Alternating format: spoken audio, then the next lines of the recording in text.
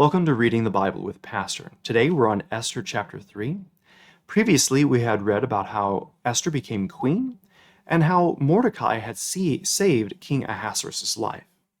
As we begin chapter 3, there's been a time leap of about 5 years. And I want us to pay attention to two things. First is ancestry, and the other is time of the year. They'll both play a part in this chapter. Let's begin with verse 1. After these things, King Ahasuerus promoted Haman, the Agagite, the son of Hammedatha, and advanced him and set his throne above all the officials who were with him.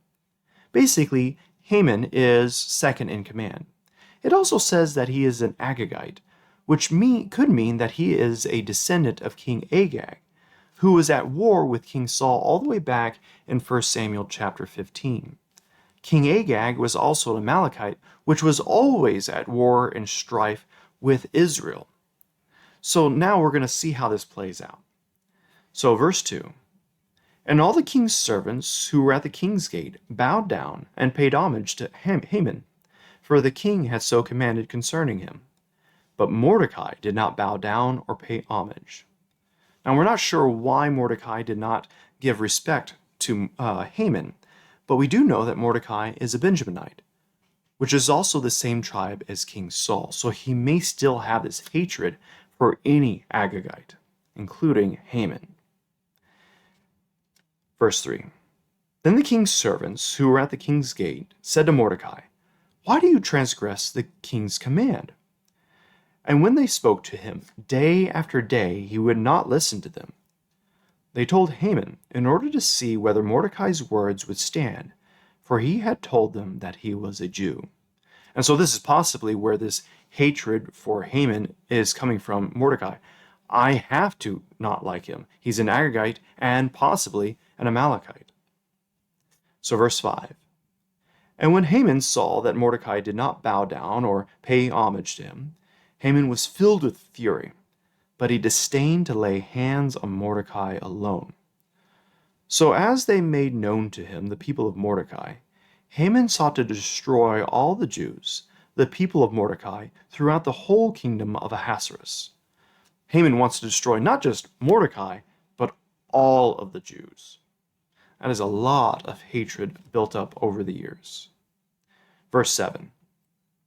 In the first month, that is the month of Nisan, in the 12th year of King Ahasuerus, they cast that is, they cast lots, before Haman day after day. And they cast it month after month, until the 12th month, which is the month of Adar. What we see here is, as they're working through this, they start off in the month of Nisan. And they're trying to discern when to enact this destroying of the Jews.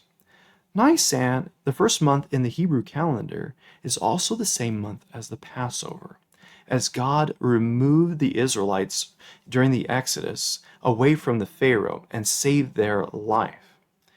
Also, as they cast these lots, they're trying to determine by luck or by divination of their false gods of when they should actually act. And it works out that it's not just the next month or down the road, but it's actually almost an entire year later that they are going to be able to act. Again, showing God's providence for time to take place so that he can save his people. Verse 8. Then Haman said to King Ahasuerus, "There is a certain people scattered abroad and dispersed among the peoples in all the provinces in your kingdom. Their laws are different from those of every other people, and they do not keep the king's law, so that it is not to the king's profit to tolerate them." Basically, you've got people that you have as subjects, but they don't obey you. They have a different law. It's almost like they have a different kingdom, almost like you don't have control, King Ahasuerus. So, verse 9, "If it please the king, let it be decreed that they be destroyed, and I will pay 10,000 talents of silver into the hands of those who have charge of the king's business, that they may put it into the king's treasuries." 10,000 talents is a huge sum. A talent is about 75 pounds, and if you work out the math, in today's price of silver, that ends up being about $384 million A huge sum. I don't know where Haman is getting this, potentially by taking the plunder from killing all the Jews.